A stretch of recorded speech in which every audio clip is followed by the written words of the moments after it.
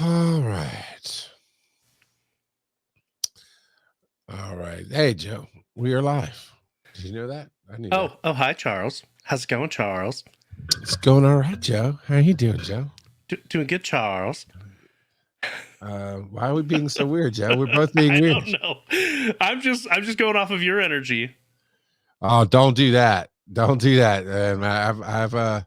My day was fairly great until it wasn't. So my energy is going to be weird tonight. Uh, kind of like this intro. Get ready to laugh out loud with Wise and Nerdy, the show hosted by two hilarious dads who are bringing their unique blend of wit, wisdom, and nerdiness to the airwaves. From sharing hilarious anecdotes about their own experiences to giving advice on navigating the ups and downs of life, these two dads have got you covered. But that's not all. They're also obsessed with all things nerdy, from comic books and sci-fi movies to video and board games. So whether you're a fellow dad, a pop culture fanatic, or just in need of a good laugh, tune in to Wise and Nerdy and join in the fun. Oh, yeah, everybody. Guess what? If you're listening to this as a podcast, there's a good chance earlier this week, our live recording from CheddahCon dropped. And if it didn't, there's a great chance that before you get the next podcast episode, our live recording from CheddahCon dropped. So I hope you enjoyed it one way or the other. Joe and I definitely enjoyed being there, being live, having a blast. We'll probably talk about that some. You know what? We will. We'll probably talk about. I know we'll talk about that some tonight because we got some things to reference there. Yeah. So, Kurt, after last week's stories, Joe, where I got cut out of Echo, 100%. My daughter made it in 2 episodes, by the way. My daughter, we got to episode 4. There's only 5 episodes, by the way. But episode 4, where young Maya walks out of the school. No spoilers here. It's just a flashback. Young Maya walks out of the school.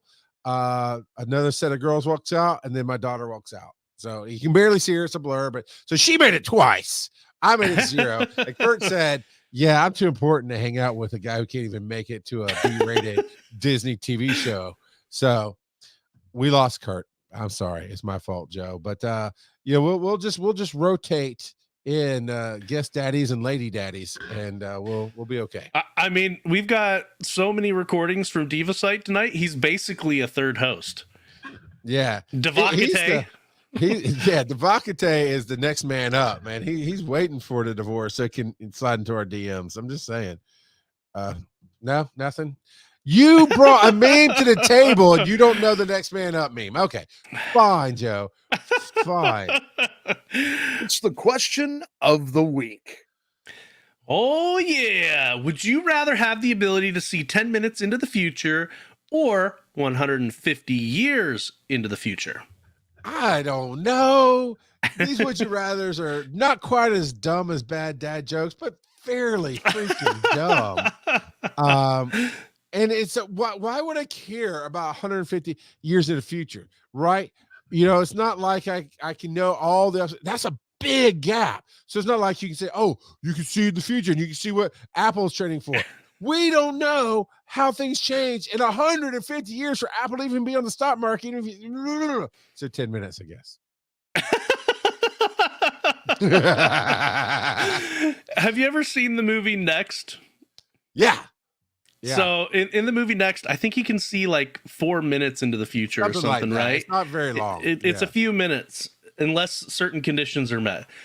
And so like that's what I think of when I see this question, and it worked out pretty well for him. I mean, he went to the casino, he played the games. Yeah. He kept it pretty low profile to try to stay under the radar. He wasn't winning big pots and stuff like that, but enough to stay afloat, which is super smart. And you don't see a lot in television because people get greedy. They get real greedy and they want to win big. And I love Nicolas Cage. I do. I watched every piece of trash movie he's ever made, and there's been some great ones. But there's been some really. I need to make a paycheck movies. Oh yeah, no, watch them all. He's one of those actors that does not turn down a role. He takes whatever. Joe, we need to see if we could hire him to be our stepdaddy at the next Dragon Con. Well, I'm saying. Have you ever seen Community? Yes. There's that episode where Abed watches too much Nicolas Cage and has that meltdown in class. Yes. But anyway, I agree with you that 150 years is too far in the future. Like, it'd be cool to glimpse, unless it's, what if it's only a one-time thing? What if you only get the ability to do it once? Does that change your answer? What good would that do even? Okay, I can look one time 150 years in the future, and I'm still at ground zero because there's no context to interpret what you're seeing. Can you imagine? That's true. Can you imagine a Native American pre anybody, Vikings, Columbus, Pico de Gallo, or whoever came from Spain? Can you imagine pre anything coming to the Choctaw Nation? But for one moment, that guy got to see 150 years in the future and see what would presumably be homesteads, possibly even, early stages. Cause, of course, it depends on the year, right? To 150 years, but you're talking about, let's say it's 1850. So 1850 to 1952. So in 1850, can you imagine anybody seeing the year 2000 and Kim Kardashian breaking the internet? No contact. You're looking at a teepee. Next thing you know is like, what are these loud machines? What? No context. So that's true. That's very true. Who knows where it would end up? A random kid got it. It was 150 years ago. It was 18. So, by the way, if you're new to the show, I just love yelling, and I love yelling at you. So please ask me your dumb questions. I'll yell at you, make you feel like you miss your dad who yelled at you all the time, or maybe you didn't have the dad. This is what I'll still love. I'll still love you. I'll never go out for milk and not come back. I promise. But yeah, no, 10 minutes definitely would be great. Be a grand old time. And it also makes me think of oh man, why am I blanking on the name of it? Galaxy Quest. Okay. Where they have you seen Galaxy Quest? It's been a while. Okay, yes, two or three times, but it's been a while. Spoiler alert for anyone who hasn't seen this movie that's like 25 years old. Yeah, exactly. But there is a device on the ship that you press a button and it reverts back a few minutes in time, like you time travel back. Okay. And so they have this debate about, well, what good is that? It's only a few minutes. What could you even do? And they make a comment. You could redo one decision. And it ends up obviously coming into play where he fixes something that went terribly wrong within a few minutes. Yeah, that goes foreshadowing. Yeah. Yep. And so, yeah, being able to see 10 minutes in the future, assuming that your mind can handle, like a lot of these abilities, I wonder how much your brain would process that, like how well. Because if you activate it, does that mean that then... I think too deeply about some of these topics. I really do. But if you activate that ability and you're seeing into the future, is it just like you zoning out in the present? Like, and... Oh, how messed up would that be? You're just seeing things overlay your reality. Like, what? Well, or like the Flash, who has super speed. Obviously, the Flash has the mental speed up as well, but could you imagine if he didn't have the mental speed up? Have you ever tried playing a video game where you're in a race car and you set it to just like crazy high speed? You crash all the time. So if the Flash couldn't process that information fast enough, he'd run super fast and then just bam, smack into walls all the time. Oh my goodness.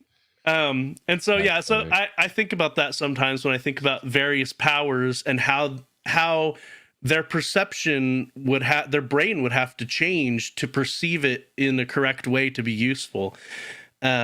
Just like, well, and they've done that before in comic, and we went way off on a tangent here, but they've done that on comics before. I did. I know, it's all me. Where like Superman, when he's trying to learn how to hone in on his hearing or his sight or things like that, especially in Smallville, they did this real big where he was trying to learn to control it, and how it was a big impact in his day-to-day life because he couldn't control it for a while. And I mean, even like Daredevil in the movie with Ben Affleck, he sleeps in that water coffin basically to try the deprivation tank. Yeah, to try to drown out the noise all around him so that he can just sleep. So anyway, a whole lot of. Don't roll that die. I see you looking for a button. You're looking for a button. We're not ready yet for that button. Call your daddy. Leave a voicemail. Ooh. wiseandnerdy.com/call dad. And our wayward son, Devakate, who has you can either be the Council of Dads or the Kiddos, and that's going to be the levels on Patreon. We'll get it. You're a kiddo or you're a Council of Dads. Devakate has been on both, but right now he's the kiddo who is working for a living. Dad, and I'm busy and I got a social life, and I'll get you when I get you. He's gotten to us, and we love him for it. Here we go. I just want to give a big congrats on picking up ChatCon. I hope it's going well, or did go well. I'm not sure when you'll pick up the speak pipe, but I'm going to go back to a earlier conversation about comfort food. And Joe, you mentioned chimichanga, frozen chimichanga, and I really agree with you. What? Now, about a year ago, I have a little twist on it.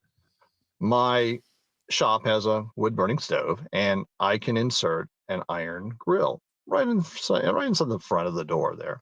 I'm liking this. I like where this is going. Chimichanga on that little iron grill, and it cooks, and it is absolutely delicious.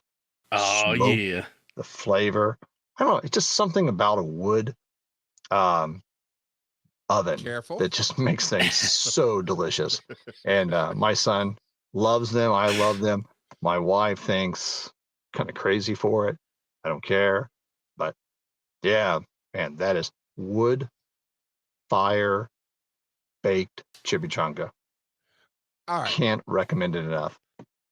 All right. So with going kind of throwing back to that conversation, it does matter how you bring something to heat, right? So, but Joe, I do not imagine you use a wood fire stove for your frozen burrito. You probably throw it in the microwave. Yeah, and you have it nuclear hot on the outside and a thin bar of ice on the inside. Nope. Nuclear hot all around with cheese and sour cream and Cholula on it. Okay, good choice in hot sauces, but it still doesn't forgive your bad taste.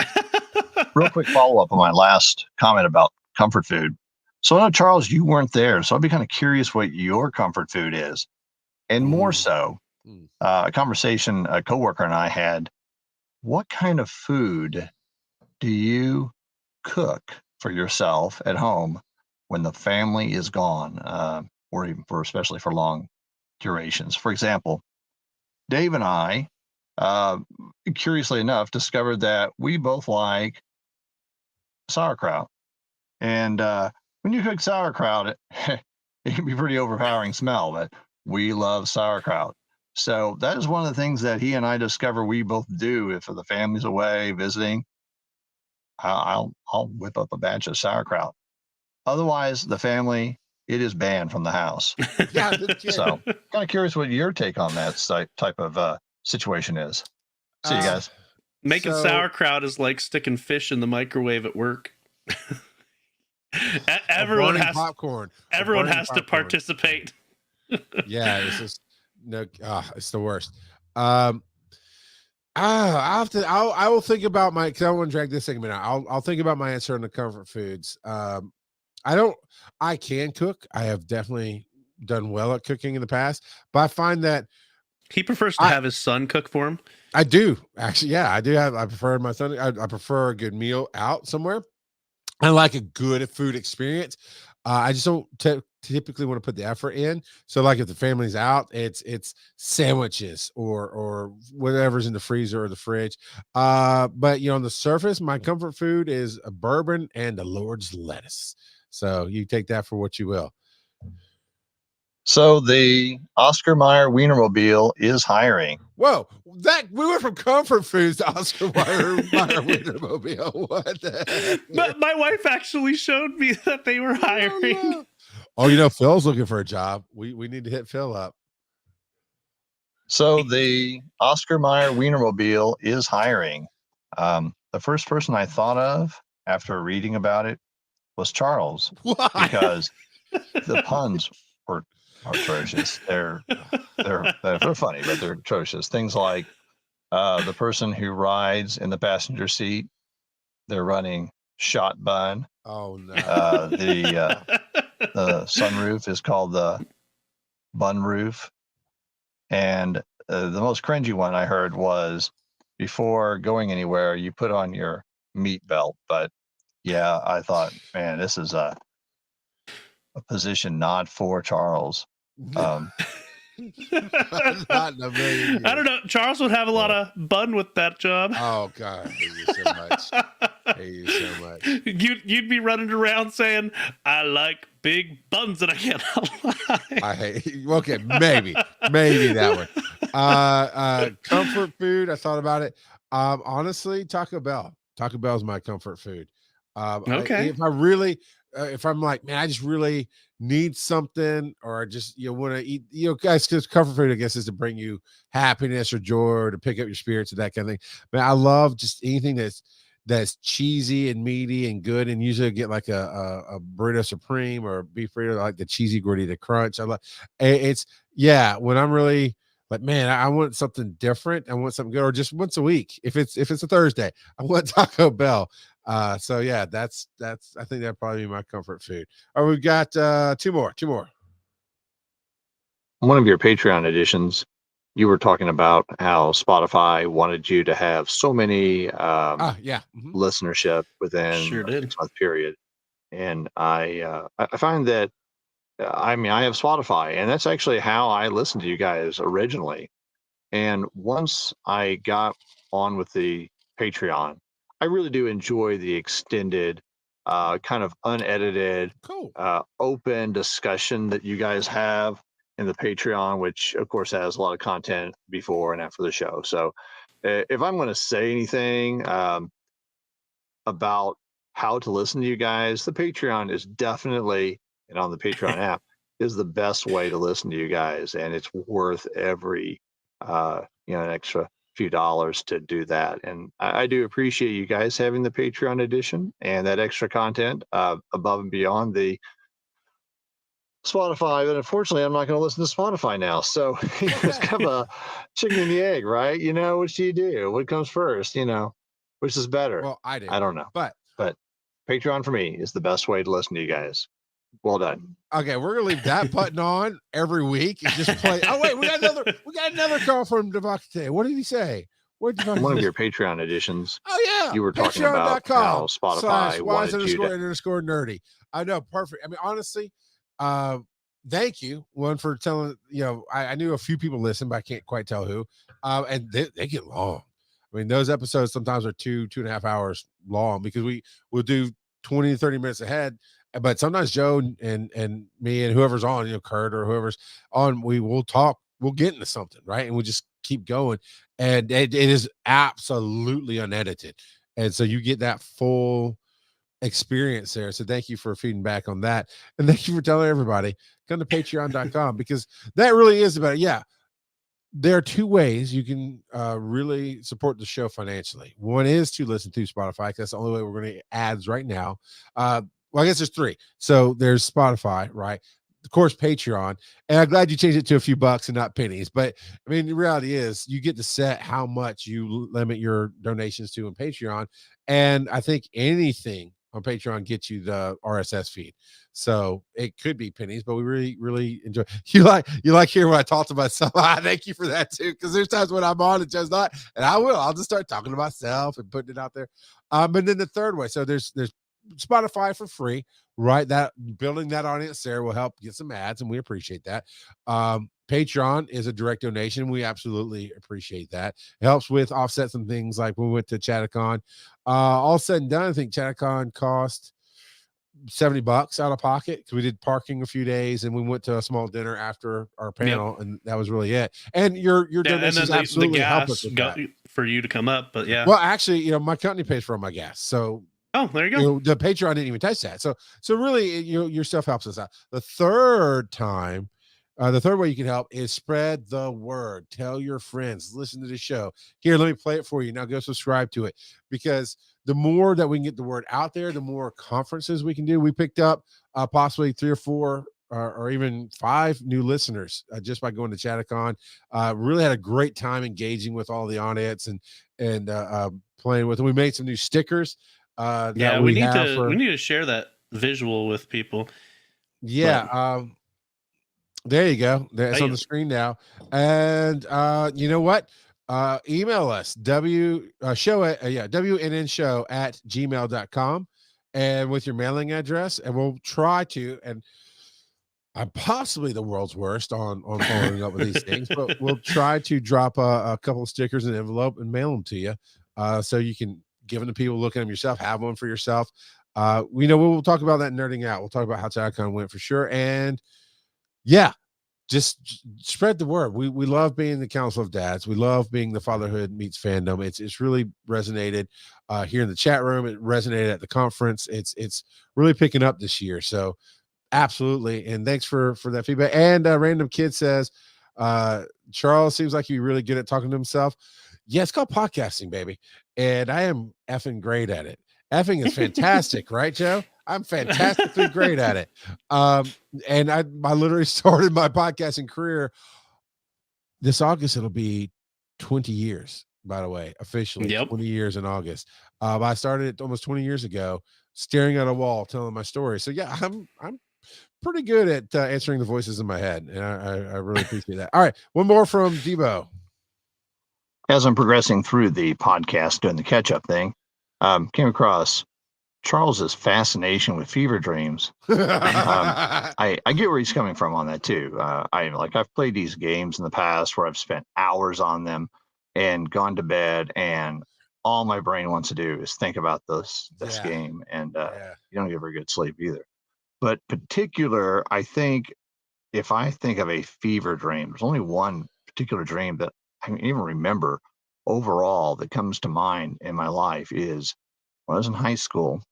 I had a dream. I was on a B-52 bomber, like World War II, and it's up in the sky. It's dark, and there's something going on. It's like it's like sort of a undead crew kind of thing, and I'm trying and struggling to survive this, and I wake up drenched. I mean, just drenched head to toe, and just freaking out. I haven't had many of those, and thinking back, I think it may have been about the time when, so that would have been the early 80s, and that would have been during your Coke habit. I think Spielberg was doing The Amazing Stories or something like that, or it was something like that. I think there was something kind of a similar thing on it. So I may have manifested that in my dream, but I can't be for sure. All I just remember is, man, I was drenched, and it sucked. But fever dreams, they're no good, man. You know what? That's a yeah. Thank you, Devo. But that's Joe. That's a thing we should put in for the question of the week. Is what's the one dream that you've always remembered that you had? It just really, really stuck with you. I don't think people want to hear about mine all over again. Well, you're so boring. You only have one, but that's all right. Roll that dice. That's why Kurt won't come back. Because of my dreams. Yeah. What do you love?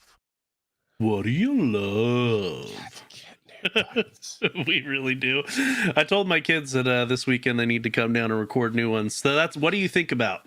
I won't do it this weekend. Tomorrow I'm leaving to go up to Virginia for my anniversary weekend with my wife. The anniversary was on the 6th, but we specifically, I do a gig on Sundays, but this Sunday they're going to be gone. So we planned our weekend this weekend to go up. But yeah, I need to get my kids to record. How do I participate? No, not that one. It's what do you think about? You click the green box. Why is the green box by how do I? I don't know. I told you it was what do you think about? But we can do how do I. That's fine. You already read it. Joe. Your box is not there. You're before right. you It click the wasn't. button. You are being distracting on purpose. And you're really late to the table with this stupid meme. What do you think about the Roman Empire? Now, come on, Joe. You're How many right. times a day do you think about the Roman Empire? So I put it in there because of the meme, but I really don't think about the Roman Empire. But what I do actually, and I realize that this isn't what it says, but what I do actually think about more often than I ought to is medieval times and the honor that, at least my perception, and I'm sure that it wasn't all like this, but the honor that people had, like your word meant something back then. Whereas nowadays, can you take anyone at their word? And so that chivalrous spirit that existed in medieval times. So I know it said, "What do you think about the Roman Empire?" And I only put that as a meme, but I really don't think about the Roman Empire all that often. But I think about medieval times more often than I probably ought to. Because what I'm about to say is based on this. Because of you can look back, going up through the 80s, going up through the 90s, coming through the 2000s, the 2010s, right? There's always something that somebody goes, well, you know, back the inevitable back in my day. Back in my day. I grew up through there too. That is not how that was, because humans are always humans. So I said that to say this: nothing ever mattered. Nobody, you can trust anybody's word as much as you can trust it today, because people have always been human beings since the dawn of time. Now, the only thing that might have changed is some consequences for your choices. But feudal Japan was all about honor. Yeah, why'd they have Ronins then? Because Ronins were the dishonorable samurai, the masterless samurai. There's always been dishonor on you, dishonor on your family, dishonor on your cow. There's always been dishonor in this world. We romanticize all of it. I like today. I think about today. And Joe, I said I'd be there at CheddarCon. I showed up. I had Slurpees with you. You can always stand on that word. unless you say you're going to mail something. And that's okay. No, I never said I'd mail it. I always said I would try to mail it. So I actually stood up to my word. I just never executed on mailing things. Yeah, I do feel bad about that, though. I really do. I have some Squirrel Squads, Squirrel Squad, 3D prints somewhere that I know Barry got his and Joe got his because they came and found them at my house and took them. But yeah, I feel bad about that. So no, but look, see, I don't break my arm. I can pat my back all day long, baby. Who's got 2,000 loves and stuff? This guy. So what do you think about the Roman Empire? I think conquering the world can make it better. How you like them apples? The Roman Empire. Not with you in charge. All right, let's rewind a little bit here, Joe. Before I was in charge of your entire life, you were sad, alone, barely got onto a podcast with Bo York, and now I'm taking you to conferences everywhere and showing you the good life. So I don't want to hear it, baby. I do not want to hear it. But the Roman Empire, right? The sun never set on the Roman Empire, right? That was the thing. They brought roads, they brought waterworks, they brought a lot of the basis of a lot of modern architecture, structures, science, infrastructure, and they brought a lot of bad with them. A lot of diseases, a lot of bad human practices, human trafficking. They didn't invent slavery, but they were really good at it. Yeah, slavery's been around forever, basically. Yeah, and that's not a throwaway of that, but I'm saying when I think of the Roman Empire, I've always I think out of the two of us, I might be the only one who did it, but I've actually walked on Roman roads, and that was interesting. And it was when I went to Israel, and we got to see some of the parts that Rome had done there, and this and that and other. It was really kind of cool. But honestly, I think of Gladiator, the movie. I think of Okay. Spartacus, right? The TV show, which was what basically, okay. I understand it's a PG-13 show, kids, so just hold on to your underwear. It's not as bad as what it sounds like I'm about to say, but they called Spartacus, the TV show, blood porn, and not in the graphic of naked people doing, which was not great, but literally when they would fight I mean, the camera would get covered with fake blood, and that's why it's called that. It's just over the top graphic. It was dumb, but there were some interesting things about it. Yeah, are you not entertained? I I think of overreaching. I think of corporations. A lot of corporations are like the Roman Empire, Disney, man. They are. I do not know what this public domain is going to do to them. They've already been struggling with their parks. They've already been struggling with their leadership. They're still kings of the world, but they're struggling. And when Mickey Mouse sometimes kings open, get stabbed in the back. A2 Jose, yeah. So it's an interesting thing. Honestly, I don't. I mean, again, it's a meme, and it kind of made me chuckle, but I don't get it. I don't think about the Roman Empire more than I should. I rarely think about it unless I see like gutters, and sometimes it makes me goes, oh yeah, the Roman Empire's aqueducts. They did the roads that angled, and then the water ran off into the fields. I learned about a lot of stuff in school when I was going up through high school that apparently they don't teach that much anymore, which is crazy to me. But you know who might be thinking about the Roman Empire a bit more these days, or at least the Greek Empire, I guess. Give me the side eye. Extreme side eye. Kurt's been watching Percy Jackson lately. Yeah, I just started it. We watched the first episode the other night. My kids are really liking it. They're really liking it quite a bit. I got to shove my phone in my wife's face, which is very rare, and that's to prove myself right. But we were watching the first episode, me and my wife and my daughter. The older kids are working; they have their lives. My middle son, he's 13. No, he's 12, going on 13, and he's got his talent. He likes doing his VR stuff with his boys and all that. He doesn't like to watch TV with us very much anymore. So Zoe, myself, and Aaron were watching the first episode of Percy Jackson, and Mrs. Deeds. Mm-hmm. Yeah, I went, Dodds. oh, that's Dodds. So I was making him a lolly, and my wife's like, no, and I'm like, okay, maybe it's not. And then I'm like, no, I don't like how quickly she said no. And I went IMDb, scroll. What? Oh, there. Tell what? And it was like Megan Mullally for 2 episodes. I'm like, yeah. Tell me again. So, with how often I mistake actors for other actors, it makes me appreciate that so many people don't recognize Clark Kent as Superman. Just saying. So here's the question: have you watched all of Percy Jackson? The show? Not this week. Okay, I'm but not caught up. You're further up than I am. Okay, is it just a retell? I mean, I already like the first episode better. I like the details, I like the actors. I think it's really setting up some interesting things. But is it just a retelling of the movie / retelling of the book? Which, I mean, I know it's always going to be retelling of the book, but we watched the movie when it came out. Is it just that in TV form? The movie took a lot of liberties. So it's just bringing it back more into line with the book. Somewhat.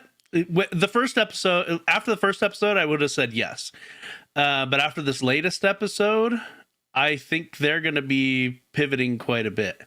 I will see, because I haven't watched the episode from this week yet, the one that came out on Tuesday. So we'll see. In certain aspects, yes, it is a lot closer to the book. A lot of the details are closer to the book, and I don't think it's gonna be obviously there are some segments that are gonna be similar to the movie because it's the same story ish. But and my wife would agree. The graphics are a bit better. Of course, they're updated, but and it's not crammed into an hour and a half. They're really going to do more details, so on and so forth. Interestingly enough, death is depixelation apparently in the world. And that's sort of. Yeah, I enjoyed the first episode. I am trying to get through Echo. It's decent. There's only 5 episodes in Echo. First 3 were didn't even feel like Marvel. It's weird. 4th episode, much better. I really enjoyed the first episode. And then I'm about to do the last one. And then I'm working through What If as well. Oh my goodness. Hello there, Lost Limey. Are you lost, little boy? Because we have you here. And thank you for jumping in, buddy. Did you get to meet Lost Limey at Dragon Con? Very briefly. Very briefly. I tried to jump in and ruin one of his Not Such a Fat Guy updates that he does where he's been losing weight. And he turned off the camera like, why would you do that? You let somebody jump. This is good media, man. What's wrong with you? Yeah. But because he wanted his TikToks to actually get viewed. But, that's okay. Roll that dice. All right. Are you ready, Charles? Are you ready? Bad dad jokes. So let me tell you, I don't understand you people and your obsession with my pain. And Perfect Strangers.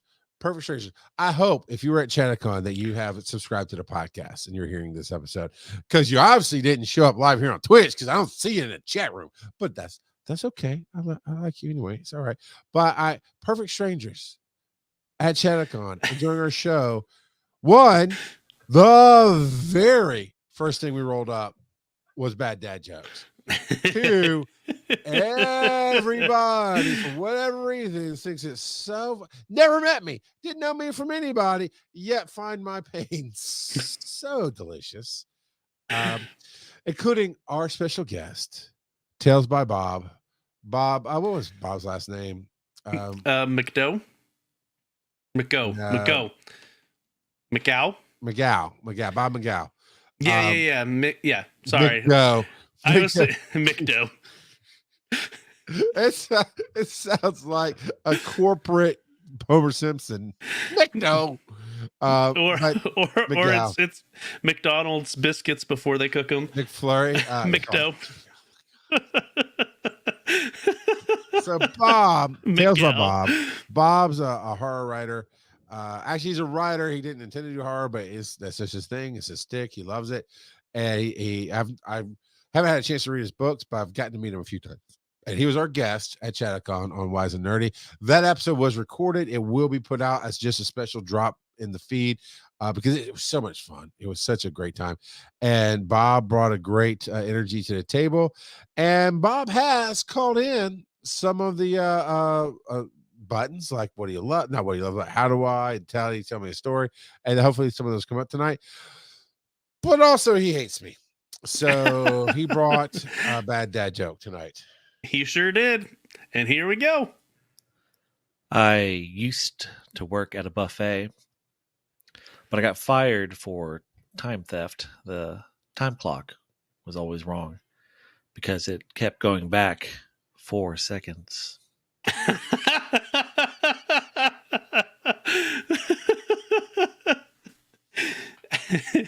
Oh my God, Bob. We're going to have Bob live on the show, but not tonight. Not next week. Maybe not even this year, but sometime we'll have him live on the show. Bob. Oh, that's so painful. You know what? I know you're it's almost you can't stand it. It's almost as painful as when you annoy a clock. You just tick it off, though. Roll that dice. Now, was one of the sounds that Bob called in, was that a roll that dice? It sure was. All right, I'll get that loaded here in a second if I can find it. Daddy, tell me a story. Oh, there's old Bobby right there. Call me daddy. Get me back in. Look, patreon.com/wise_and_nerdy. You can pay me $1 and call me daddy all you want. I'll take it. All right. So we put down, it's not necessarily work woes, but I'm definitely in a Monopoly Cup holding scotch drinking kind of place tonight. Bourbon. But look, it's too long of a story to really give all the details, but long story as short as I can make it, about 1.5 to 2 years ago, we decided to get into the advanced life support game. So that means you have to have a paramedic, you have to have a bunch of extra stuff, a truck, an ALS, advanced life support, an ALS truck on average costs about $1.2 million a year to run. That's without the people. That's just the truck, the equipment, the insurance, all that stuff. So it's an expensive game to get into. Plus the payroll is you have to have a paramedic and an EMT and all this other stuff. So Little side note, random kid says, break out the tequila and drink till you reach the worm. There's a great tequila joke on the Chattacon recording that we made. So I think you'll appreciate it when we drop the podcast. But I was resistant to it. And long story short is, even though everything I tend to do, when it's the right thing, everything I tend to do, resistant or not, becomes successful. And it did. It became successful. We went from an on-call program to a 12-hour program to a 24-hour program to 2 trucks trying to serve 2 different hospitals. But I didn't want to do it. So I put somebody in charge and I managed them and tried to coach them and bring them up. But I didn't put my eyes inside of the whole process and didn't know exactly where everything was going, everything was doing. And by July, well, really June of last year, it was tanking. It was tanking hard. And by tanking hard, I mean, we were losing $75,000 a month on these trucks. Ooh. And it is a lot of money no matter how you cut it. Now I have a fairly sizable company now. Not to brag, but we brought in about 12 million in receivables this year. And we've grown, we've taken over 2 companies in the last 2 years. You know, we're doing well. But we were losing a decent amount of money on this thing. And so that's when I mostly picked up the ball and had somebody else and underneath me. They're my executioner, if you will. Like I'd say, this is what we're going to do, go do it. And they would do it. And I wasn't fully hands-on, wasn't fully making sure it worked to then hand it off. And in this last week, the universe, God, however you want to look at it, you know, I try to be very inclusive on, you know, not there's a whole long story and Joe knows it. I mean, we spent multiple 14-hour rides in cars talking about life and religion and all this other stuff. So when I tell a story, I try to make sure you understand that there's a whole deep, huge, long conversation about religion versus faith. So I will always and forever say God, universe, or whatever you think about. You know, that's just how I want to present my story. This person that I trusted, who really wanted to do things well, made a really bad decision in a moment that it counted. And my leaders lead from the front, and I could not let it stand. You cannot. And the thing is, we are the most strict ambulance company in the state of Georgia on driving. We will not tolerate distracted driving at all. No holding devices. No taking your hands off the wheel for any reason. And we've had people try to take medication. Nope, you're penalized. We literally had a dummy with a cup of ice cream take his hands off the wheel and bring his ice cream up to his chest, was eating while doing 68 miles down that road. Not going to happen. Yeah, Joe, you know inside stories that we're not sharing right now. We can share those later. You can say, Daddy, tell me a story about shenanigans, and I'll tell you a story, but that's not now. And my manager, director in training, in a moment of just don't know why, don't know how, grabbed a phone when it was ringing while she was driving. And the camera even gives you, I didn't realize this, but you know, nothing's instant. And the AI and the camera, because I have to go pull the video and this and that. So give me a 10-second thing. Well, when I always put it's a 1-minute video is what I pull it first. So I put the red dot of the 10 seconds right in the middle. So it's roughly 30 seconds before, almost 30 seconds after. I didn't realize it gave you about 30 seconds before it dings you, because when I did the 30 seconds before is when the phone started ringing. As she picked it up, went from one hand to the other, you know, you're panicking a little bit, not even thinking, just reacting. All the way took 2 hands off to open it. And about the time she had it in her hand to put it on speaker and put it down, it went, push your device down. And she knew right then and there it was over. It was what she had done. That's when she knew she messed up. Oh, Mr. Meme.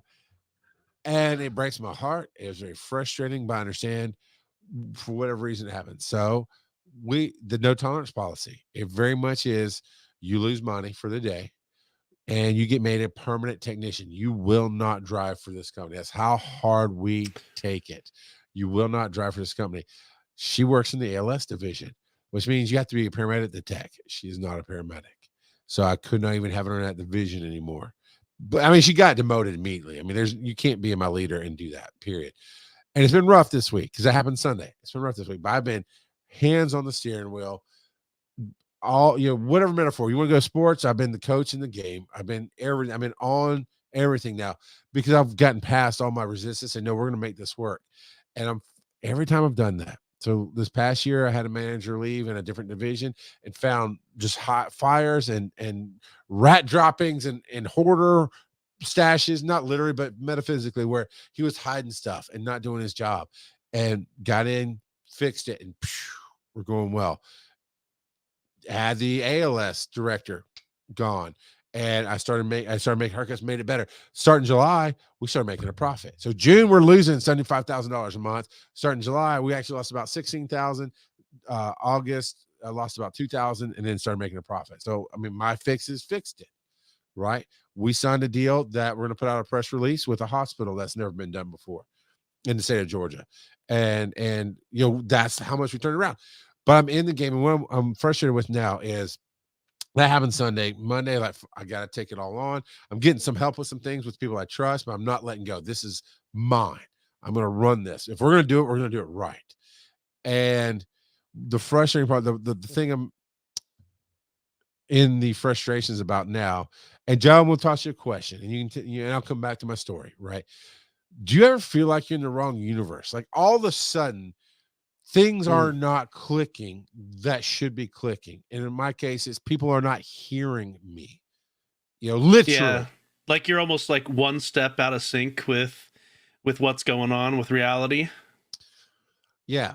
And now that's a whole nother conversation about, sometimes I do believe that we slide realities and we slide universes, but that's, another night for some more scotch.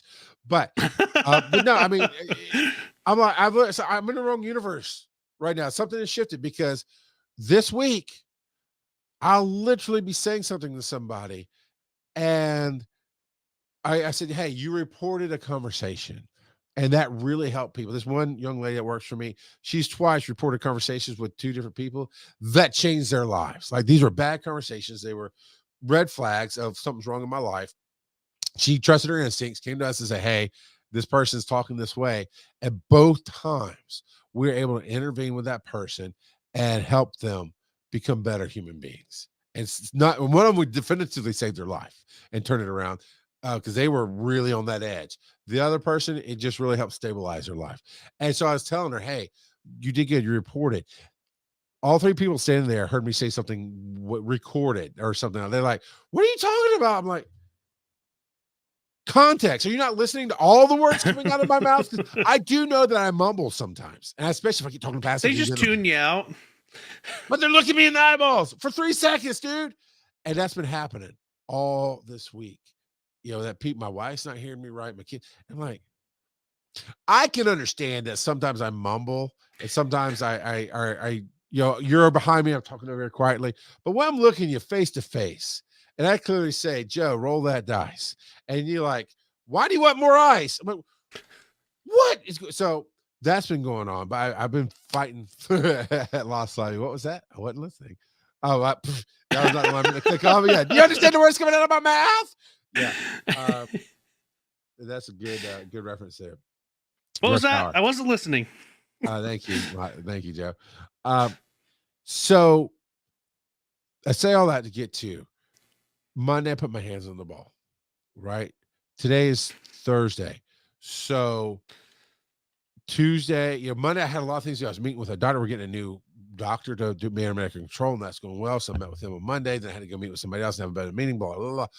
Then Tuesday was really my first big work day, and I was getting things cleaned up and right and getting this guy on the schedule. And he went, hey, we don't have somebody, the message was somebody needs to come in early for this medic, and it should be this person.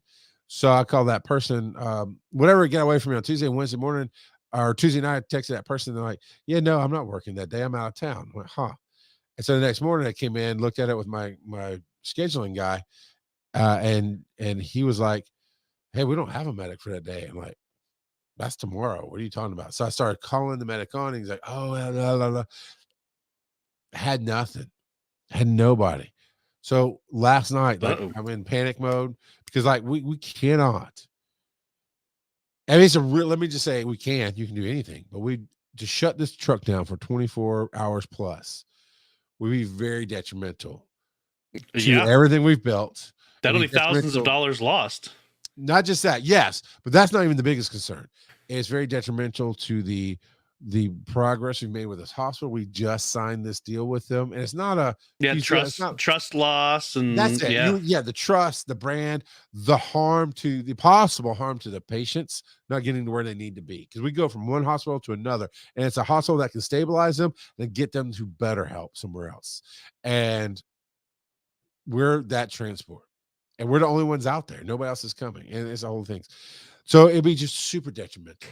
And so the hospitals call me, and they're a little bit of a honest, understood panic. I've tried, and I'm throwing money at it. And I've called my medic. I said, look, dude, you can name your price, which is a really bad place to be. But we're here. We're this close. I'll finish down the story. But we're name your price. You can go do your doctor's appointment in the morning. And it wasn't like he knew the doctor's appointment was coming. He's just been recently diagnosed with diabetes. And so it's been this up and down. We'll get you in when we can, try to get it right, test things out. At least that's how I feel like it was. Because if I find out he knew it was coming and he didn't tell me, bad days are coming. Yep. But I was like, okay, you can definitely make sure you're off by 7 a.m. Go to your 8 o'clock appointment. I need you back as soon as you can, no later than noon. You name your price. He goes, all right, cool. Yeah, we'll make it happen. Well, he showed up at noon, which I know he could have been there earlier, and he didn't, but he showed up at noon. And at 5:45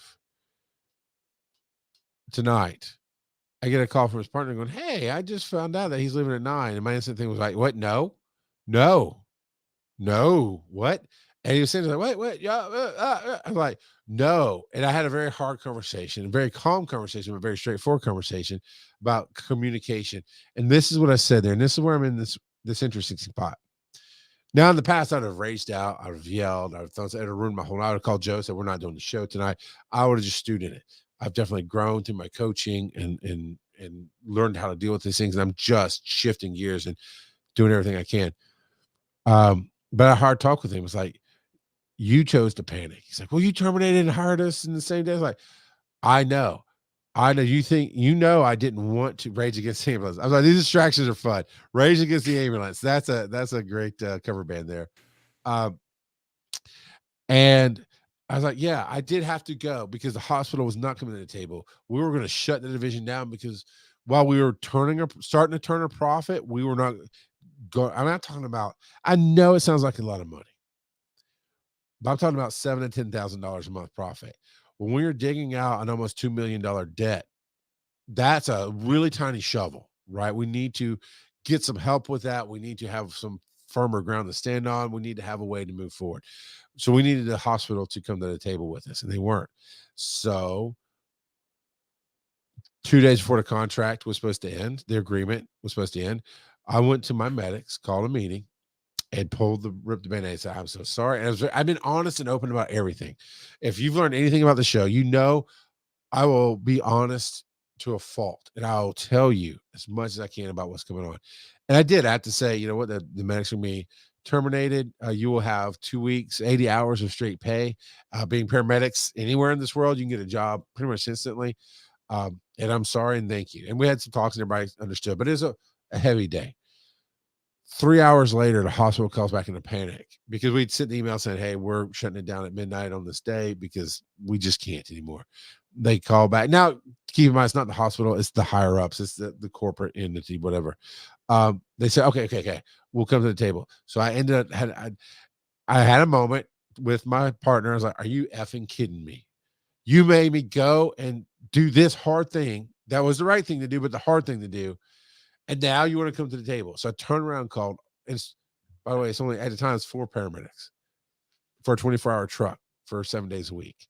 That's not enough paramedics. And I went back to them and said, hey, I'm sorry. I know it's a yo-yo, but please give me till tomorrow to get to this meeting and then let you know what's happening. And everybody said, yes, okay, including this guy that I'm talking about.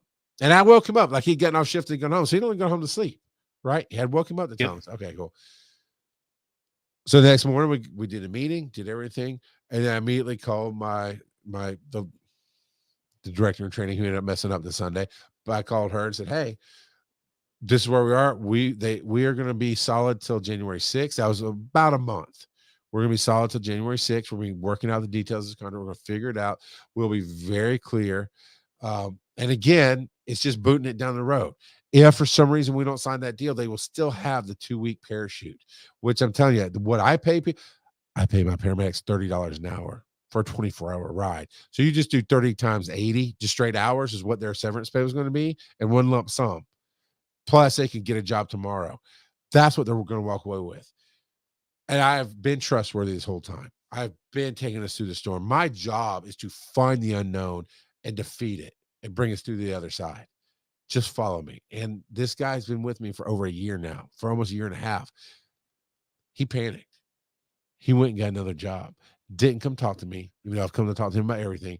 Didn't say anything to me. And I found out through somebody else that he got that job. And I was like, and this is right before Christmas. And then I had to fire a medic because there's a thing called HIPAA, HIPAA. Mm-hmm. And he violated that. I won't digress into that. That's a huge no-no in the medical field. It Huge. It is. Yeah. You know, and I had, so 3 or 4 days before Christmas, I had to fire him, which left me with 3 paramedics, 2 which being part-time. And now my 1 full-time guy is working a second job and has diabetes. Brand new. So it's fluctuating. So we get to yesterday. Name your price. I'll make it happen. Thank you. And then today I find out that Sunday's not covered. So, okay, we're working on that. And in the meantime, I've been hiring paramedics, but that takes a minute. Third rides is when you go get on the truck is not one of the 2 main people, but the person to learn. So, and all new hires, we have to do that. So I've got a paramedic third riding on Saturday. I've got another new paramedic who's going to be full-time riding on Tuesday. I got another new paramedic who's going to be full-time coming into my office on Monday to do orientation and then get his third ride set up. I've had 2 more moving in from out of state. And when they get here, they're going to do orientation. So I've got things in process. We are inches. I go to any given Sunday. Life's a game of inches. We are inches away from scoring this last touchdown and winning the game. And we will never go back from that. We are going to keep moving forward. And I get a call at 5:00 tonight, a little after 5, going, oh, I'm supposed to go home tonight. I thought we were on the same page. Like, what part of the same page are we that you said you're going to make it happen? You didn't say you had to be at work at your other job the next day. Why did you take that out? And he talked about his fear, just something like, you should have come to me, period. And I'm just telling this for anybody listening. I'm venting a little bit, but the truth is I have come to you with everything and you're not coming to me with anything. Then he happened to bring up in the same conversation, when we hired these medics, am I on the chopping block? I'm like, I did cuss a little bit, which is, I try to refrain from that, especially in strong, hard conversations like this. But I'm like, why the F would you put that on my radar? I'm trying to get past Sunday. I am bonusing you. I am showing gratitude. Who else is going to do this for you? Who else is going to put up with the crap you've pulled on me in this last year? Much less this last week, and not fire you. Oh, man. But bonus you to say thank you because I am grateful. And I am understanding that you are doing extra for me. But you're worried about getting fired. How about you shut up and talk to me about Sunday? Well, I have to talk to my wife because, that's going to put me on 6 days. Like, dude, I didn't say dude, I said his name. I'm going to say his name here. Dude, you've got to understand, this is one way everybody to learn from this. First off, people will tell you who they are.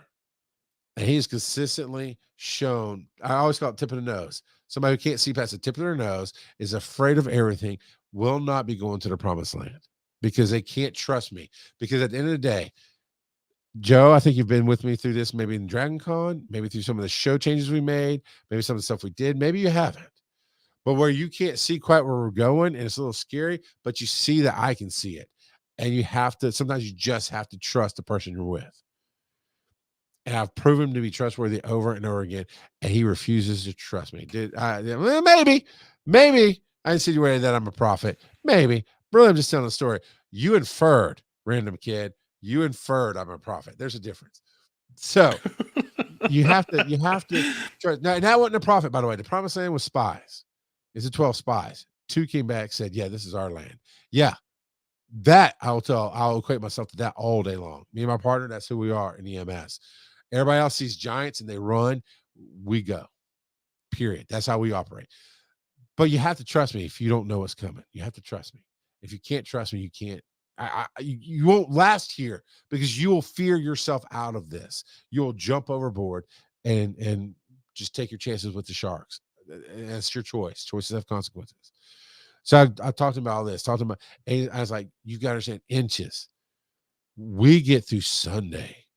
I have medics coming in. I have medics onboarding. They will be ready by the next Sunday.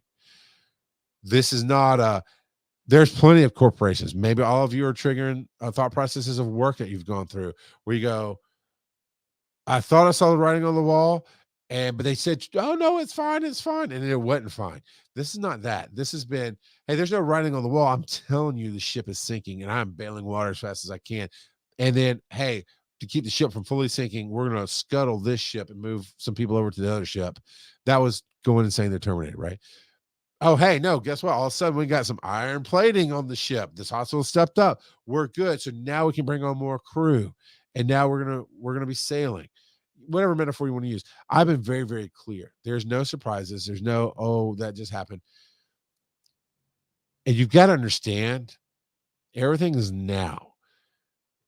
That's what you have to understand. You go to EMT school. And it can be tough, and everybody has to work. But I have taught EMT school stuff. Hey, I do sail an iron ship, baby. you, I like random kid. Random kid gets me. Cheers, random kid. You get me, baby. I'm gonna shorten it up here. I'm gonna end it up here, but you go to EMT school. And I've taught so many EMT classes, and the thing I always tell everybody who's starting, they're wide-eyed, they're absorbing all the orientation. Like, look, you're gonna blink and you're gonna turn around, and it's time to test and graduate and get your numbers and become an EMT. I'm telling you, I've been through it. I know this is 8 months, probably. It seems like so long. It's not long. So when you sacrifice that time with your family, know it's just right now because you have a deadline. You know there's a day. If it's an unknown, if it's a economical drought, if it's I can't find work and I don't know what to do, that's a true unknown that you've got to figure out how to fix. And you just got to figure that out. But this is a known. This is in 8 months. Either you're done or you're failed out. But hopefully you're just done. And sure enough, every time we got to that test, there's a big test at the end, or we're all in the same room. They're doing this hands-on test to show that they know what they're doing as EMTs.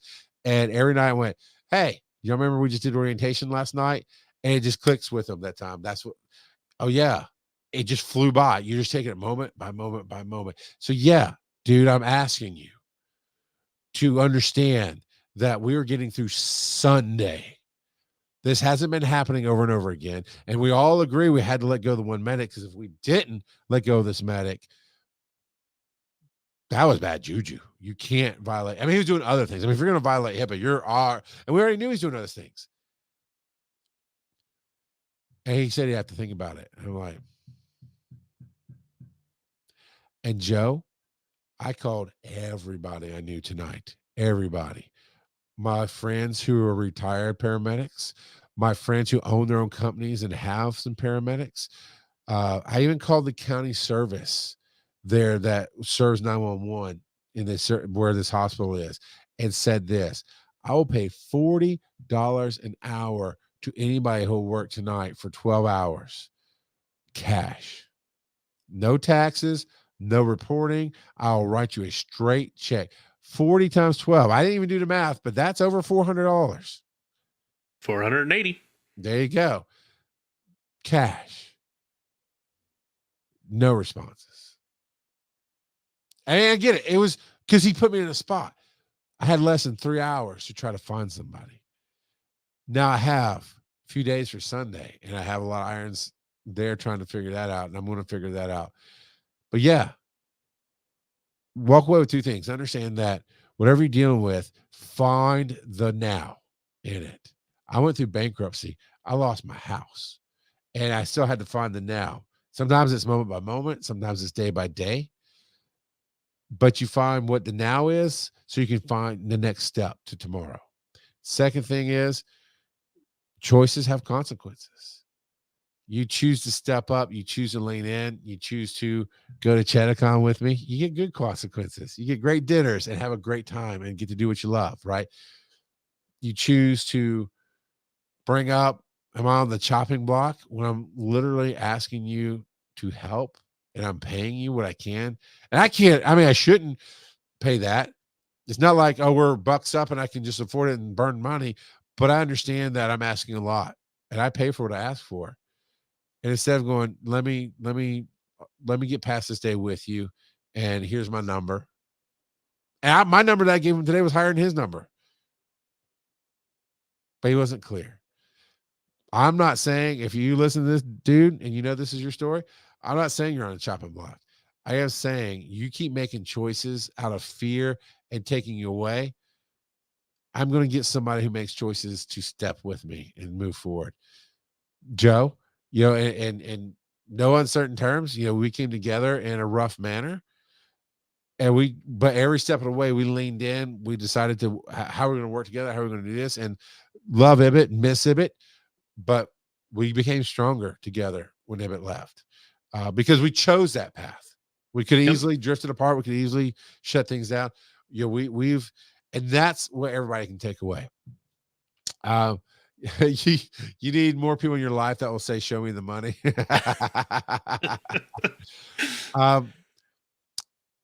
But people will tell you who they are.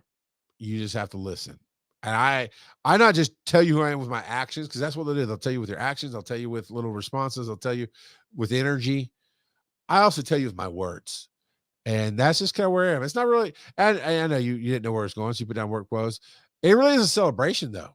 I won't make it through. I've been working with the hospital. I've been talking with them. I've got a lot of great things coming down the pipe. A lot. I'm always going to make it through. I'm always going to be that spy who goes to the promised land. So much like the beginning of Jerry Maguire's, who's coming with me? Who's coming with me? Roll that dice. Time for a commercial break. Oh, what was that? What was that? What was that with the little weird animal? It's like a Disney thing. I don't remember either, Joe. So we're just gonna play some music. So let's chill out some music. I'm gonna find the Bob's roll that dice and get it loaded. So let's chill out.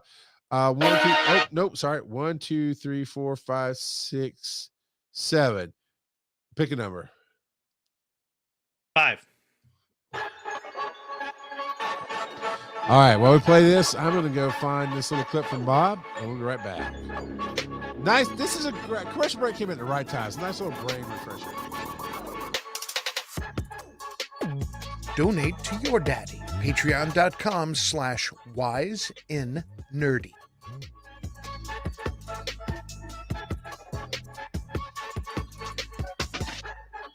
Call your daddy and leave a voicemail. wiseandnerdy.com/call-dad. Just like Divakate.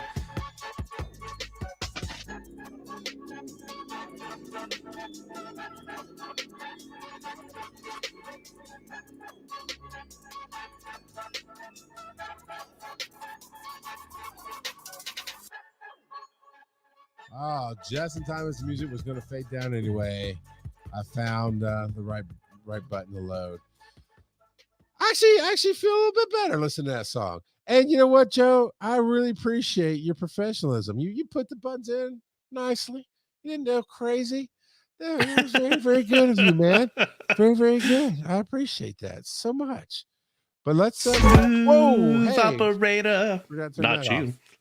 not right there, was it? That was a little loud. Sorry, everybody. But here we go. I found it. Roll that dice. We've already done that one. All right. What are you nerding out about now? I just kind of felt that one. That's a box I clicked on. All right, Joe, you are first. What are you nerding out about, sir? It's an anime that's brand new. It's only got a few episodes so far. It's releasing weekly on Netflix, called Delicious in Dungeon. And it is real funny. So the main character, he has always wondered what different monsters taste like. So they're on a mission to try to make delicious things using the monsters that they find in the dungeons. So like they run into a creature that's half chicken and half snake, and so they catch it, kill it, get its eggs, make like fried chicken or something like that. Like they do all kinds of wacky things, but it is hilarious. And I told my wife that because she was like, what should I watch tonight? And I was like, give this a try. I'm really liking it. It's only, like I said, only a few episodes have released so far, so we'll see where it goes. But yeah, I'm really digging it. It sounds weird but interesting. So as far as weird goes, this is nothing. Like last season, there was an anime where a person died and got turned into a vending machine. And I was like, that sounds real dumb. Let me try it. Okay. I get that. I don't do that with anime, but any kind of action type show. There's a show on Netflix right now called Obliterated, I think is what it's called. And I like the actors in it, but they're always these kind of sci-fi channel type actors, and it's just kind of over the top. This CIA type team, it's unknown letters, right? But it's like, oh, this person is the government right person, and they're overseeing the team, and this is the showboat guy who always gets it done. This is the sniper who never misses, and it's these tropes. And the first episode is really done in the previews, where they find the nuke and they save the day, and they're in Vegas because Vegas was going to get blown up, right? So they save the day. So they take the mission funding, the rest of it, and party in Vegas. And while they're getting high and drunk and everything else you can think of, and this is not a show for you, Joe, but when they do all that, then the bad guy's like, that was a fake bomb. And now hilarity ensues because they have to. They're taking like cocaine and Molly and stuff that you just don't sober up from. While they're tripping, they need to go find the real bomb. Yes. And it actually is not great, but it actually does have some fun life. So yes, that whole was said because it went, that looks stupid. I'll try it. Well, I mean, that's like Napoleon Dynamite, Hot Rod. Like there's some movies or shows that I'm like, you have to be like super tired or otherwise impaired, and then they're just hilarious. Or just want dumb fun. I love the Expendables. Expendables 4 was like a indie film budget. I mean, it was not great, but I love it because it's just dumb action fun. Yeah. Well, and there's some movies that are just, they're more fun to quote than they are to watch. And Napoleon Dynamite, I put into that category. It is more fun to quote Napoleon Dynamite than it is to actually watch it. Yeah, I 100%. Tina, you fat lard, eat your dinner. Random Kid says, I love the vending machine anime. It was way better than I was expecting. Right? It was a lot better than I was expecting. And this is what I do love about podcasting, about digital media, about what we do, is you'll come up with something that nobody has ever heard of, and yet you'll find somebody who loves it just like you do. And that's really cool. Yeah, so Deliciousness in Dungeon. Give it a try. All right, if you have Netflix. I will see what I can do. I am still basically when I get a free moment. So I watch TV while I'm working and not working directly with people. So if I'm working on spreadsheets or something, I'll have my Netflix up, and that's when or like when I shave or whatever, I'll have the crap on my phone. So I'll put that in my distracted watch queue. Because when I have a few moments to pay attention, I'm playing Diablo 4. Screen Unseen. So I told my woes about back to Screen Unseen. Yeah, because dude, if this thing lasts, it's going to change the world. It really is. And I don't say that lightly. Let me tell you why. Okay. One, my local, I told the woes in my local theater not doing it. They're still not doing it. But the good theater that's about 30 minutes down the road, my wife and I like Screen Unseen so much that we're like, you know what? We'll try driving over there and doing it. And so, no, I get that. I get that. Right. Okay, theaters are on the way out. This could change. It'll still shrink down. It'll still become smaller. No, yeah, 100%. But it could change the theater going experience because every movie that I've personally seen, I would not have just gone to the theater for, but I'm better for watching the movies. We talked about Next Goal Scores, and that was a very uplifting, based on a true story film that was very well done, and loved it. Um, I keep forgetting the name of the author when it's rated R, but again, I'd seen the previews, probably never would have gone to the theater. I might have forgotten to watch any of these because, oh, yes, I'm on a list, and I forgot about that. I should watch that one day. But it changed. It's like, oh, wow, saw it. Next one, same thing. So we missed the one we missed. Kurt brought up was the Book of Curtis. American Fiction, right? Sorry, That's it. Yeah, the American one. Fiction. Yep. So good, and it really is. These movies are not just good; they have something to say about life. So far, each of them has kind of had that theme. Now, I did not get to see the Book of Curtis, which really disappointed me because I wanted to see the Book of Curtis and to find out that was Screen Unseen. That was irritating. Plus, these are $5 movies. Now, I get it with my membership, but they're $5. So universally across, I guess, the United States, maybe not universally, but across the United States, $5, no matter where you go to see these films. So again, resetting, you don't know what you're going to see, right? So you're going in with an open mind to get whatever the experience is, right? Yeah, and it's cheaper than a foot long these days. It absolutely is. And most movies now are what, I mean, even in a rural theater, it's $10 to $12. Yeah. Yeah. So you go to places like Atlanta or New York City, you're talking about $15, $20 for a ticket, $5 for these. And again, whoever's picking the films, whoever is lining up, these are films that have a thing to say about society. They make you think. It's an experience because you don't have any preconceived notion. It just starts playing. So we missed Book of I don't think I'm saying it right. Clarence, Book of Clarence, I think is what it is. So we go to this one, and it is a nice theater. It's a great experience with the popcorn, and it's one of those self-serves, and everything flows, and nice seats that recline, all this stuff. And movie just starts. And it just says something. It never even gives the title. And within 30 seconds, that's Trayvon Martin on the screen. Not the real Trayvon Martin, but that's Tavon Martin. Trayvon. And sure enough, goes source Skittles bottle. And my wife looks at me like, oh crap, is this going to be an agenda film? I thought, well, we both were thinking, let's see where it goes. Within 20 minutes, yes, it is talking about that. Yes, it is starting off with some of that. But the main character is an author. And I think this is based on a true story as well. Main character is an author, and African-American author. And another African-American media guy approaches her, is like, hey, the Trayvon Martin case, we want you to write about it, and this and that. And have you heard the 911 tapes and this and that and shit? And he's talking about racism. And this is within 20 minutes, right?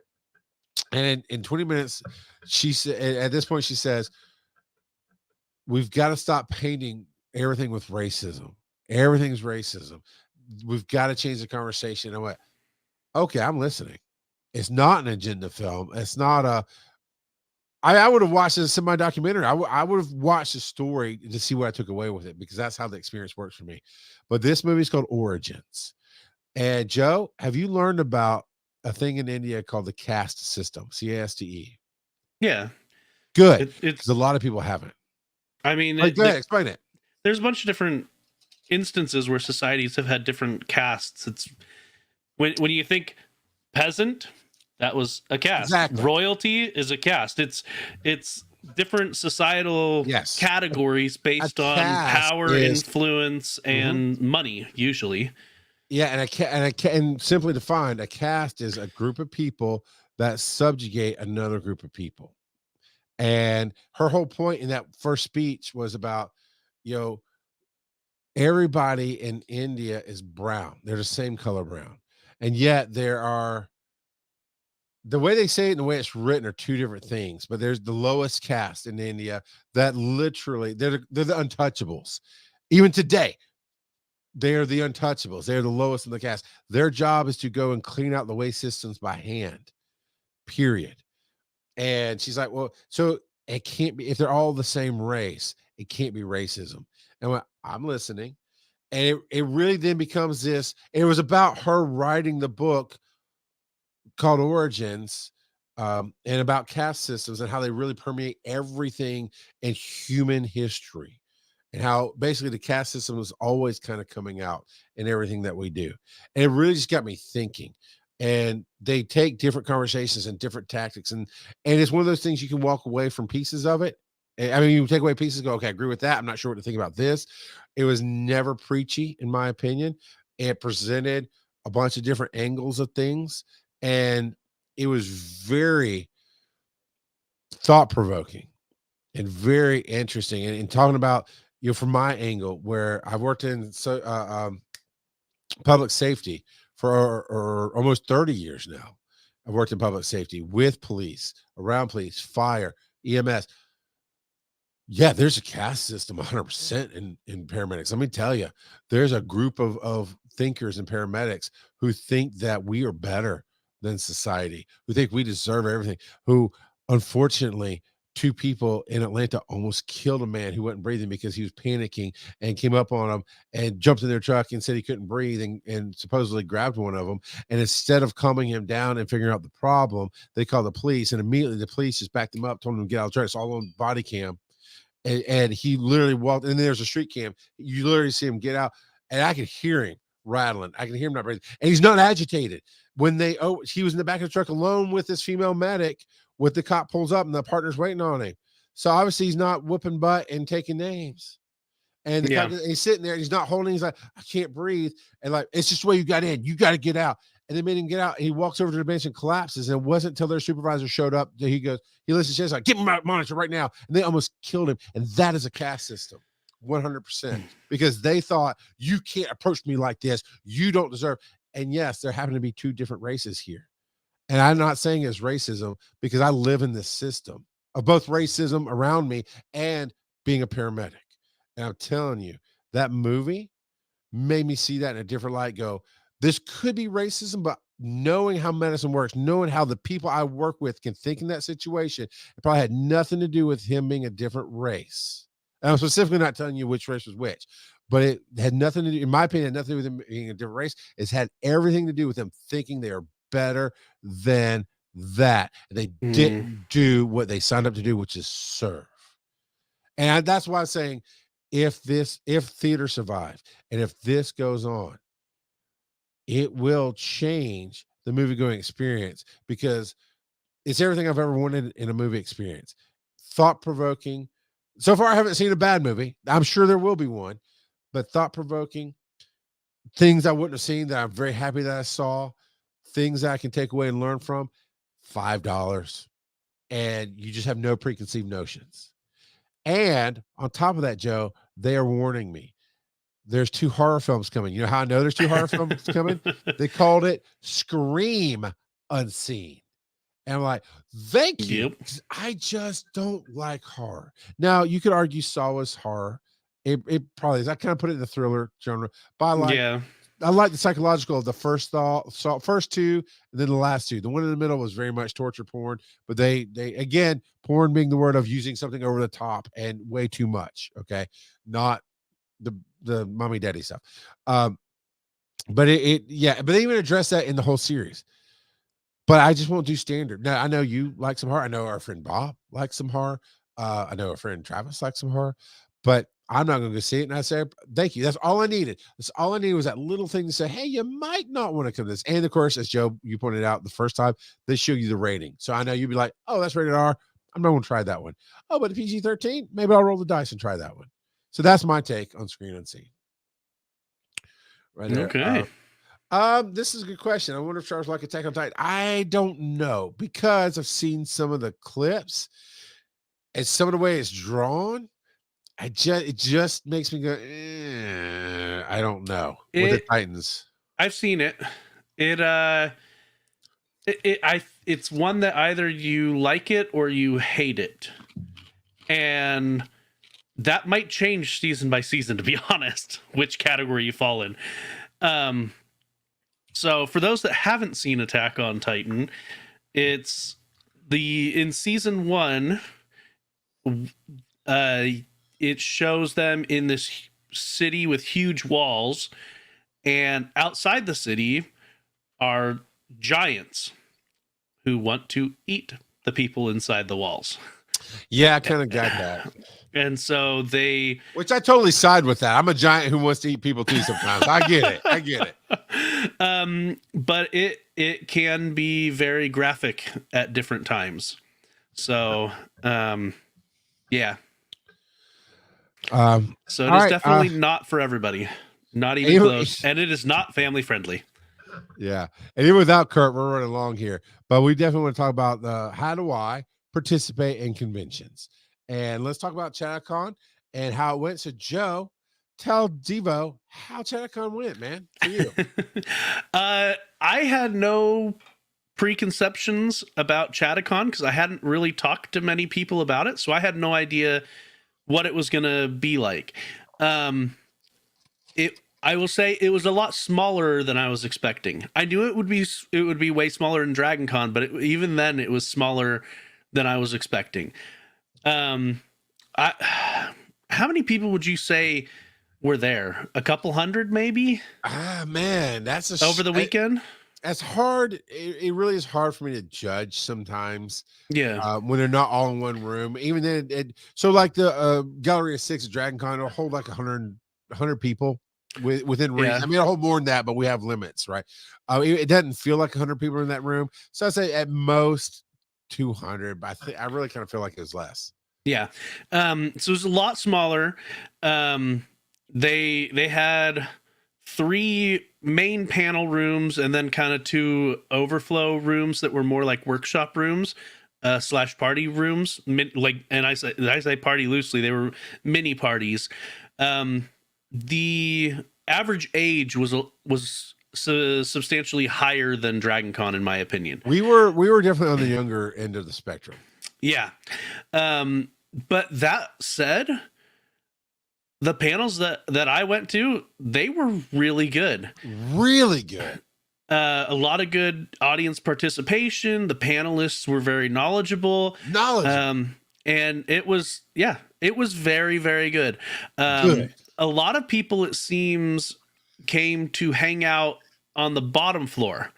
That would be the vendor where the authors were and stuff, right? Yeah. So they had 4 rooms down there.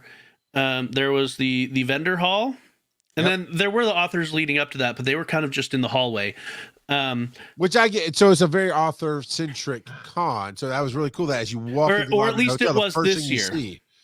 Sure. I mean, we weren't there before, but my understanding is an author. But yeah, they did authors right. It's like that's the first thing you see, and you can easily talk to and access them.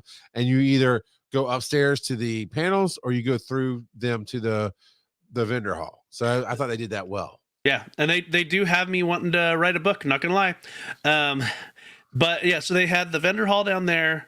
They had a room for board games and a room for tabletop RPGs. And then they also had what they called the con suite, which they had free food and adult beverages down there. And people that's the first time I've been to a place just handing out beer to adults. That's pretty cool. Yeah. And so those rooms were packed. Tell everybody what I said about that room. I don't remember now. Oh my God, I was so funny, and you don't even remember? I'm sure it was hilarious. This is the best attended panel in the whole con. Yeah. I do remember that. There was at least 30 people in that room filling the room at tables. Well, and like their guests of honor were just mingling with everybody. Like it wasn't. Whereas at DragonCon, it's kind of taboo to approach them outside of their designated stuff. Yes. Orders of magnitude larger. But it was low key. It was nice. It was personable, and yeah, it was a good experience. all So talk around. about the panel Wise and Nerdy. How was that for you? Yeah, so Wise and Nerdy was a lot of fun. Tales by Bob joined us, and his energy matched us very well. It went quite swimmingly. I hope the recording turned out well. It does seem like it did. I want to pull. I haven't Okay. listened to the Zoom one. That's the one I really want to take because Yeah, I was yeah. wired in. But the phone ones I spot checked. Both phones recorded well, so we could use that if we needed to. Awesome. Yeah. And we had it was a relatively small crowd, but they participated a ton. It was a lot of good back and forth with the audience, and I think our panel went really well. Everyone in the audience afterwards came up and got stickers from us and talked to us, and yeah, it was a lot of fun. And immediately one of the people in charge of programming came up to us afterward and was like, "Are you coming back next year?" We're like, "Yeah, I think we will." So yeah, we were both. So my take on it is that I was very wary, right? Because I had the Friday night panel right after opening ceremonies to interview one of the guest of honors, and that interview went really well. It's going to be on Finding the Stories. We recorded it. We talked ahead of time, so she knew it was a show and not necessarily a standard Q&A. She's Robin. Sorry, I messed up. Mary Robinette Cowell, and author of the Lady Astronaut series and a number of other books, and just a great conversation. But the way the opening ceremonies went, it ended a little early, which let people have a reason to go to the bar or go find out, what else is going on. So we had a smaller room, still went really well. But it's like, man, this was a really responsive room. It was a really good conversation. But I'm worried, Joe, that this con is too small for even our show. Now, we have no egos. We have enough ego to get on the stage and dance and jive and play with each other and have fun, but we don't have the ego to go, well, this room better be full. But I was worried. I can't speak for you, but I was a little concerned of the energy, right? Who would show up? And sure enough, as it's time to get started, there's 2 people in the audience. 2. But Joe, me and Joe are going to do the show, right? And Bob was there. We're going to have fun. And more people came in. I think we had maybe 10, 12 people at the end. And whoever came in stayed. And that was fun. And they were stepping up. They were rolling the dice. They were telling their bad dad jokes. They were that one lady, it was her first panel ever. Yeah. That she'd ever attended. It was definitely her first Chatacon. Her first con. Yeah, she said it was the first panel that she'd ever attended too. Yeah, so we really did well with Bad Bunny over there. She had some kind of bunny suit on. I don't know. But I had to do my stick. I attacked the audience, call them out, argue with them. And they're like, oh, I'm here for that. Let's go. We invented a new segment by nature, Council of Dads, where we'd love to do it here on the show, where you write in and tell us a story of your parenthood. And because the thing is, we're dads. We call it fatherhood meets fandom because that's where we're speaking from. But parenting and fandom are ubiquitous, right? We're going to have some lady daddies on, and they're really called mommies. But, we're going to call them lady daddies because I'm weird like that. But it is very much, you could share your story, and they stood up because it was about Bob. Tell me a story. He's talking about Elf on the Shelf, and we're going to drop that podcast episode for free. For a moment, I thought maybe we should make this Patreon. Like, nah, this is too good. So we're putting it out for the world. But Bob tells this great Elf on the Shelf story, which spawned the audience to stay. Yeah, kind of. Yeah, random kid, Council of Dads, aka am I the butt face for parents? Yes, 100%. Because then somebody stood up and talked about the song they sang to their kid, and they told the story. They finally told us what the song was, and we're like, Council of Dads approved. I have the book. It's in it used to be on my shelf in the old studio, but I have the Die Hard, like golden books, kids version book of Die Hard, and this guy read it to his daughter, and her daughter took it to school, and he got the parent call. Council of Dad approved. That's good parenting right there. So it even birthed a whole new segment that might replace the How Do I or be interchanged with the How Do I. So yeah, tell us your stories. But beyond, it went so well. Playing to 5, 10, 12 people, not a lot of people, but the energy was great. They were laughing at the jokes. Joe was really stepping up. There was definitely that argument, Bluey, about Lazy Town. You're wrong, but it was everything other than wanting it to be 1,000 member audience. It was everything I've ever wanted from one of our live shows doing something like this, right? Where they just got it. They laughed at the jokes. They added their own jokes. They brought a whole lot of bad dad jokes to the table, and that was very painful. And it just elevated our game, and it was so much fun. But to go to the rest of the con, I agree with Joe. I was just tagging along. Joe's like, hey, well, someone was like, let's just sit here and eat our lunch. Right? Or, hey, let's go to this panel because Bob's on it. We don't know anybody else. Because 90% of the panels were author related. How to write this story, how to do that story, how horror in the modern world, blah, blah, blah.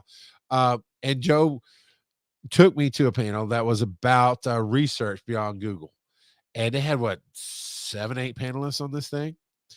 And let me tell you, Joe's not wrong. I'm backing it up with being kind of the panel expert, being that I've run Dragon Con. I've seen hundreds of panels being done. Not a single bad panel or panelist. Every last person that they put at that table was engaging, was working with each other on the table, but not in an exclusive way, but in an inclusive that made you feel like you're part of that conversation. And I think I said something at every panel, Joe, not because they needed, not because I'm like, hey, I want to throw out this thing to get you started. It was like, hey, you just felt like you're a part of that conversation. And that was really, really, really good. And Random Kid is about to get banned with that very bad pun. Very bad pun. You can read it if you want, so I'm not reading it. He said, it's apparent that Charles loves bad dad jokes. Well, that is one way to ruin a good vacation. So I guess it's time to turn this car around and go home, everybody. That's the show. Thank you for being on tonight. Joe, I'll see you next week. And hey, if you want to be a pair on the show with us, hit us up. Shut up, you're about to talk. Hit us up at wnnShow@gmail.com. We are looking for guests to rotate in and be a part of this fun.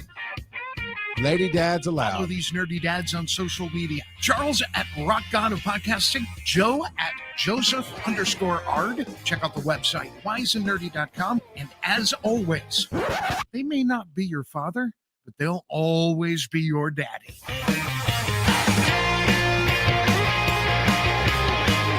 And Kurt at VO by Kurt.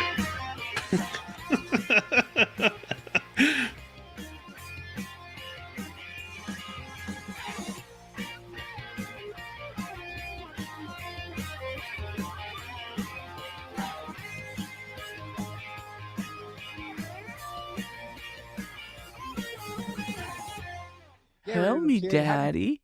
Stop it. Hey, Random Kid, how do you feel like that? You ended that show.